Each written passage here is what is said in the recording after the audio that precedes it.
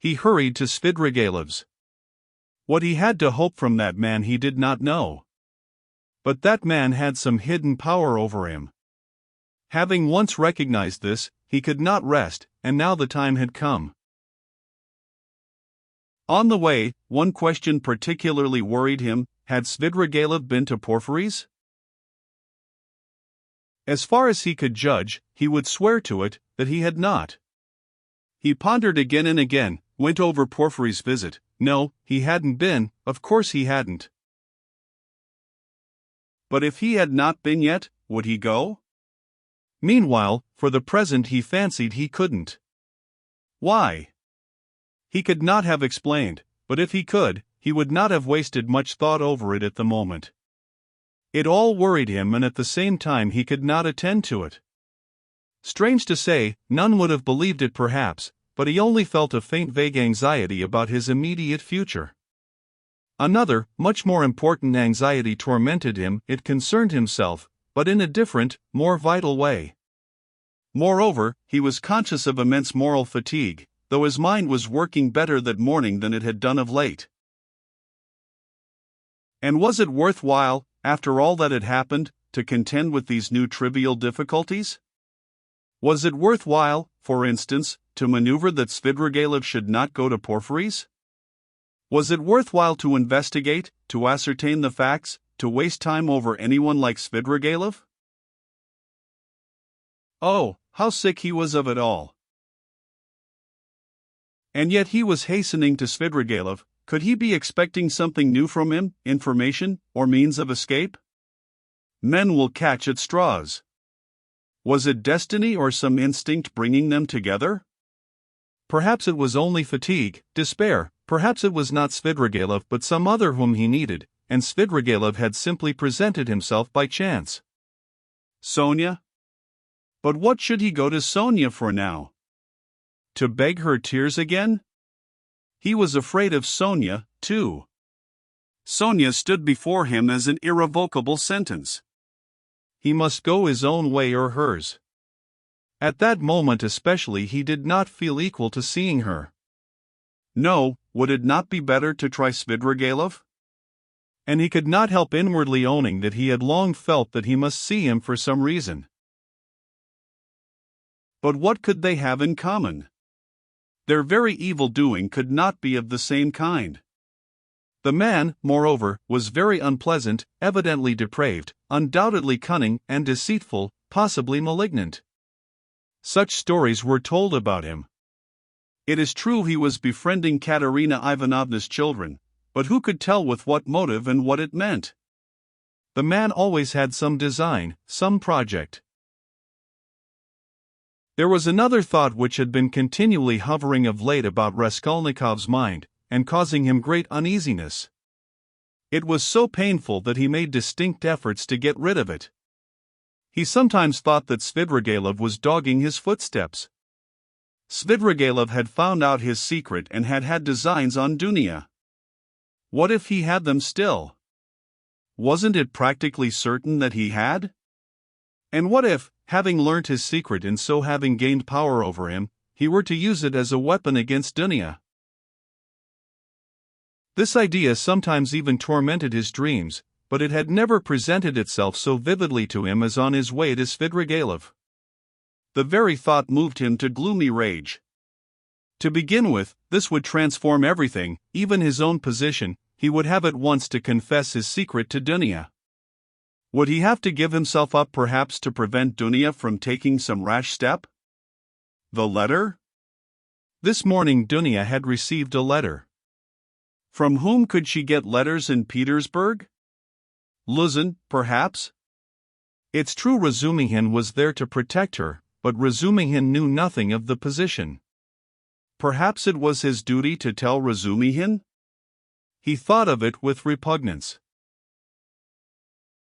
In any case he must see Svidrigaïlov as soon as possible, he decided finally. Thank God, the details of the interview were of little consequence, if only he could get at the root of the matter, but if Svidrigaïlov were capable, if he were intriguing against Dunya, then Raskolnikov was so exhausted by what he had passed through that month that he could only decide such questions in one way. Then I shall kill him, he thought in cold despair. A sudden anguish oppressed his heart. He stood still in the middle of the street and began looking about to see where he was and which way he was going. He found himself in X Prospect, 30 or 40 paces from the Haymarket, through which he had come. The whole second story of the house on the left was used as a tavern. All the windows were wide open. Judging from the figures moving at the windows, the rooms were full to overflowing. There were sounds of singing, of clarionet and violin, and the boom of a Turkish drum. He could hear women shrieking. He was about to turn back wondering why he had come to the Exit Prospect, when suddenly at one of the end windows he saw Svidrigailov, sitting at a tea table right in the open window with a pipe in his mouth. Raskolnikov was dreadfully taken aback, almost terrified. Svidrigailov was silently watching and scrutinizing him and, what struck Raskolnikov at once, seemed to be meaning to get up and slip away unobserved. Raskolnikov at once pretended not to have seen him, but to be looking absent-mindedly away, while he watched him out of the corner of his eye. His heart was beating violently. Yet, it was evident that Svidrigailov did not want to be seen. He took the pipe out of his mouth and was on the point of concealing himself, but as he got up and moved back his chair, he seemed to have become suddenly aware that Raskolnikov had seen him, and was watching him. What had passed between them was much the same as what happened at their first meeting in Raskolnikov's room. A sly smile came into Svidrigailov's face and grew broader and broader. Each knew that he was seen and watched by the other. At last Svidrigailov broke into a loud laugh. Well, come in if you want me. I am here," he shouted from the window. Raskolnikov went up into the tavern.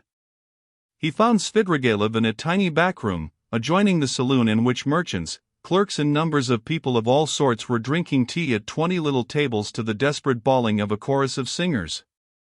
The click of billiard balls could be heard in the distance. On the table before Svidrigailov stood an open bottle and a glass half full of champagne. In the room he found also a boy with a little hand organ, a healthy-looking red-cheeked girl of 18, wearing a tucked-up striped skirt, and a Tyrolese hat with ribbons. In spite of the chorus in the other room, she was singing some servants' hall song in a rather husky contralto, to the accompaniment of the organ.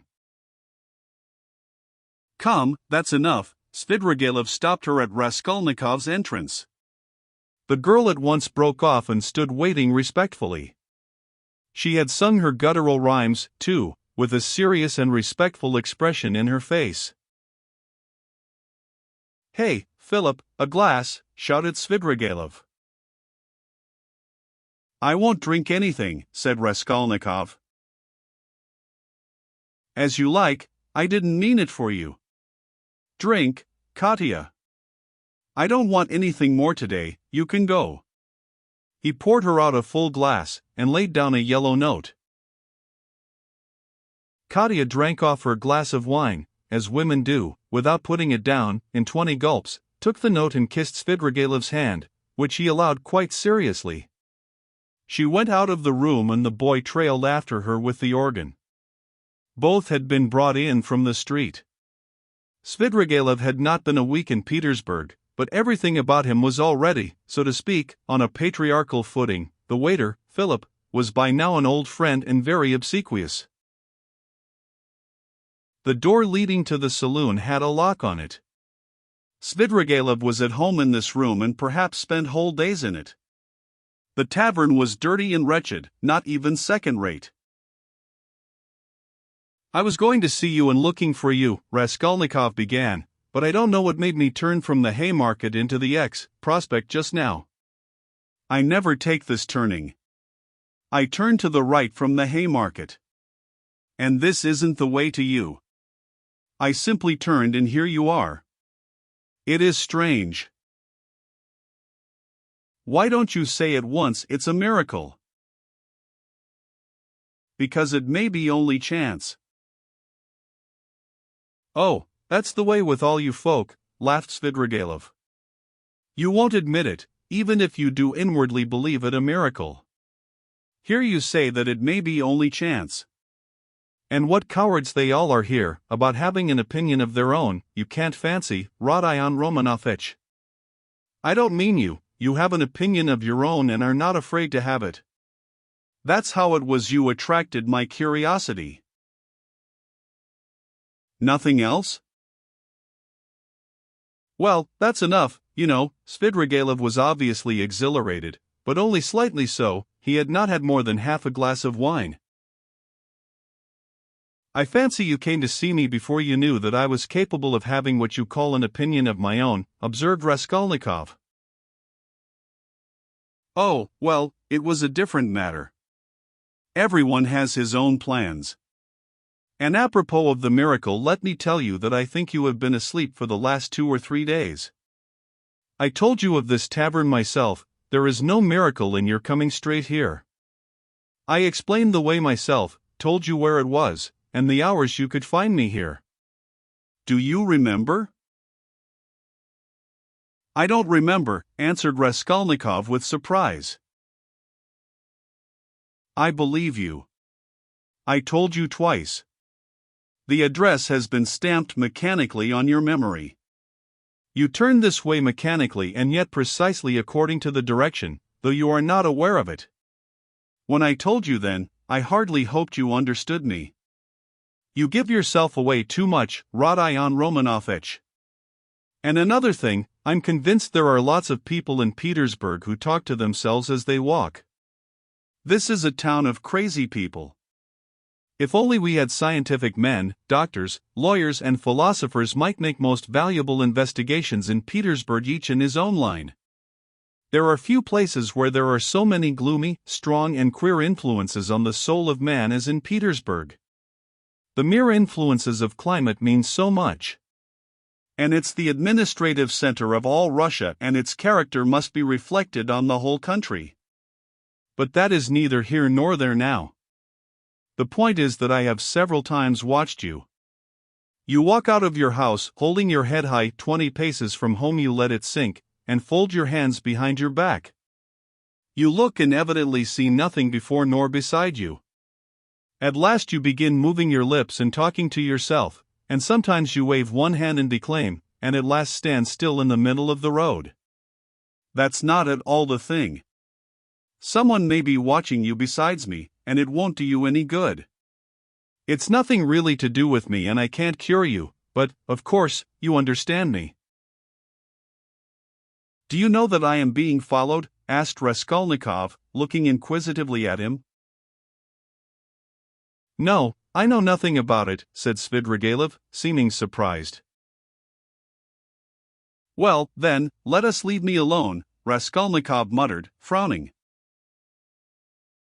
Very good, let us leave you alone. You had better tell me, if you come here to drink, and directed me twice to come here to you, why did you hide, and try to get away just now when I looked at the window from the street? I saw it. He. And why was it you lay on your sofa with closed eyes and pretended to be asleep, though you were wide awake while I stood in your doorway? I saw it. I may have had reasons. You know that yourself. And I may have had my reasons, though you don't know them. Raskolnikov dropped his right elbow on the table, leaned his chin in the fingers of his right hand, and stared intently at Svidrigailov.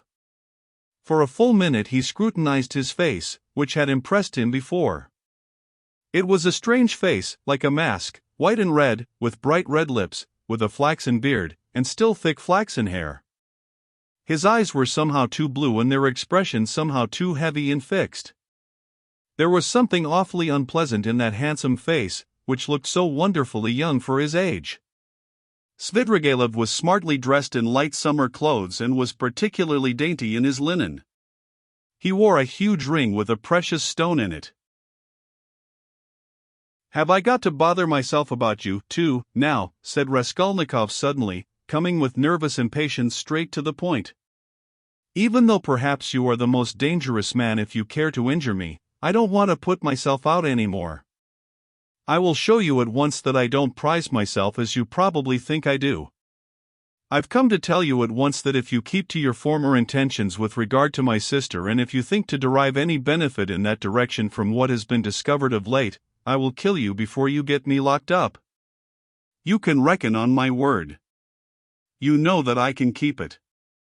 And in the second place, if you want to tell me anything, for I keep fancying all this time that you have something to tell me, make haste and tell it, for time is precious and very likely it will soon be too late.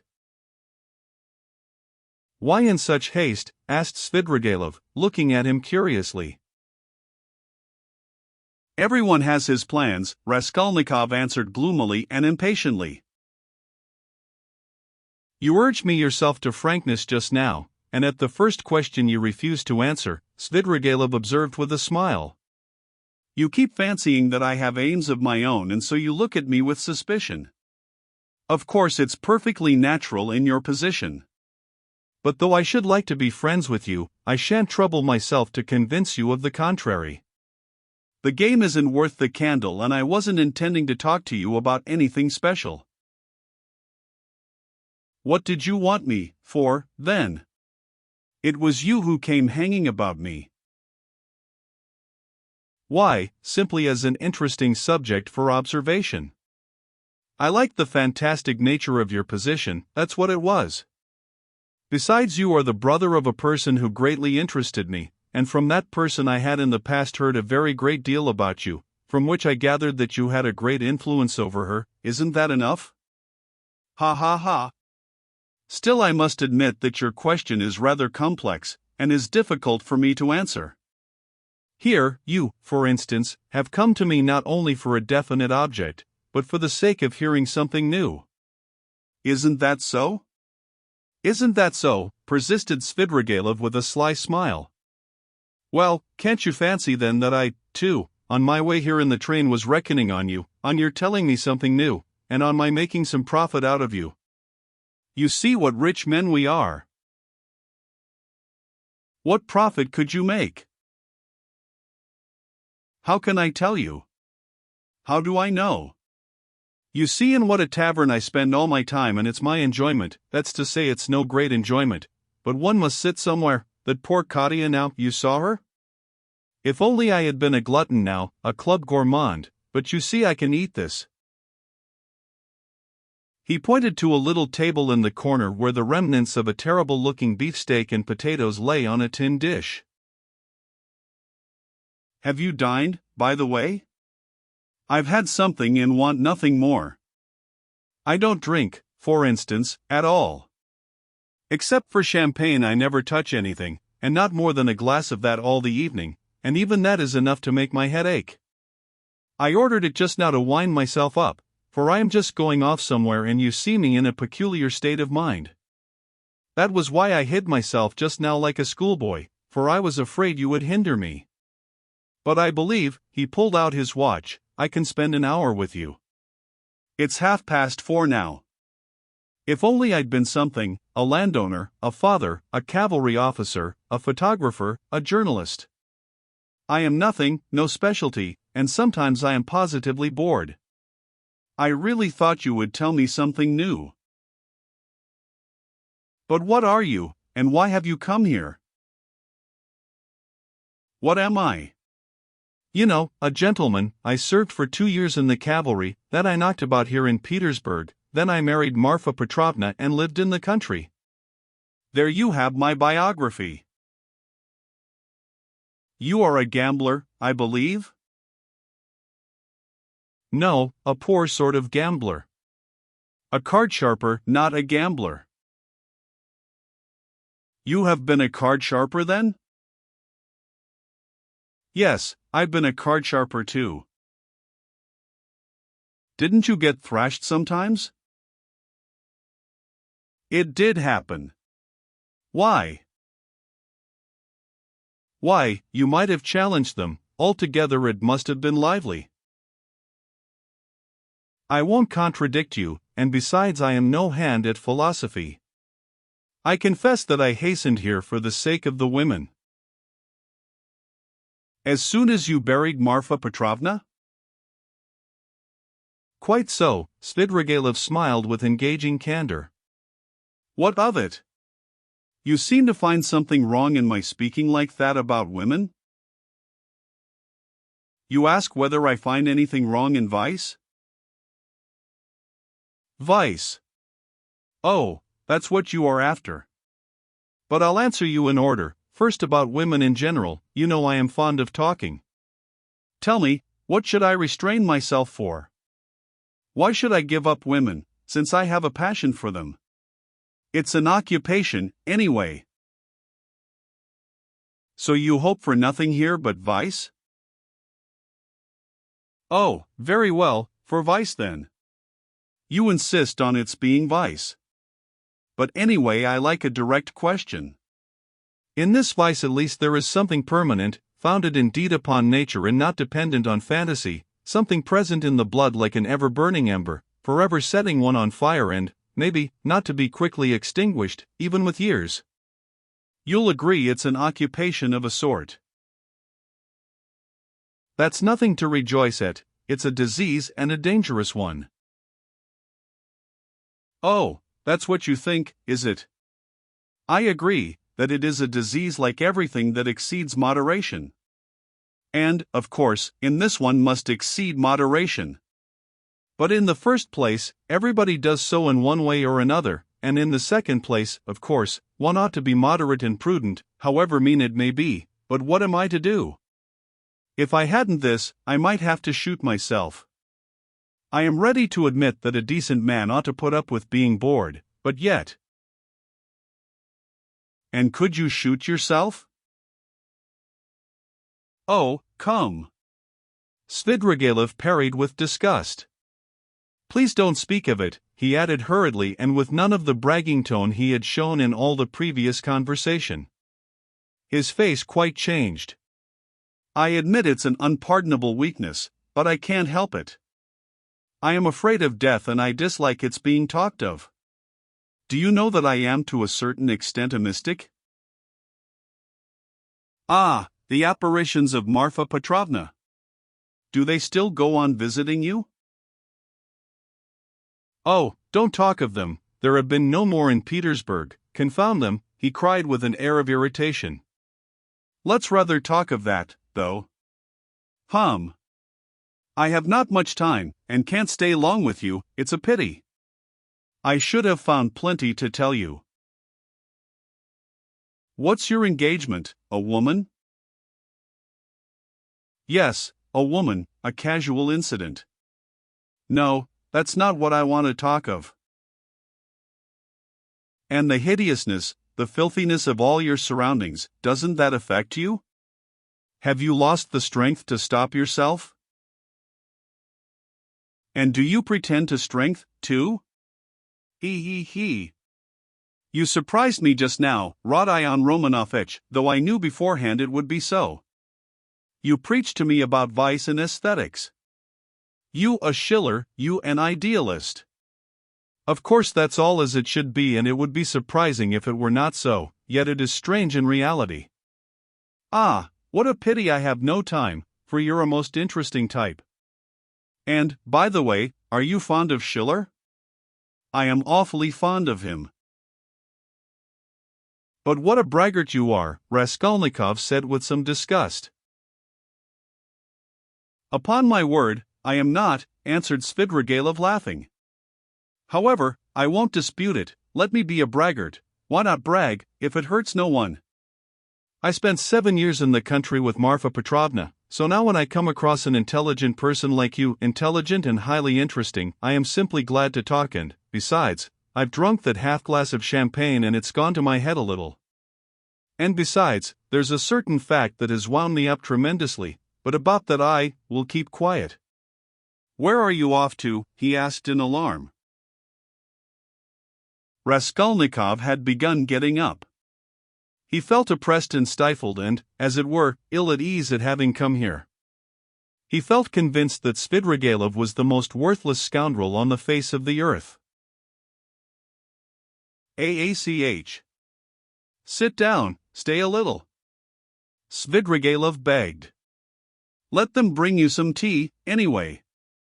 Stay a little, I won't talk nonsense, about myself, I mean. I'll tell you something. If you like, I'll tell you how a woman tried to save me, as you would call it. It will be an answer to your first question indeed, for the woman was your sister. May I tell you? It will help to spend the time. Tell me, but I trust that you. Oh, don't be uneasy. Besides, even in a worthless low fellow like me, Avdotya Romanovna can only excite the deepest respect.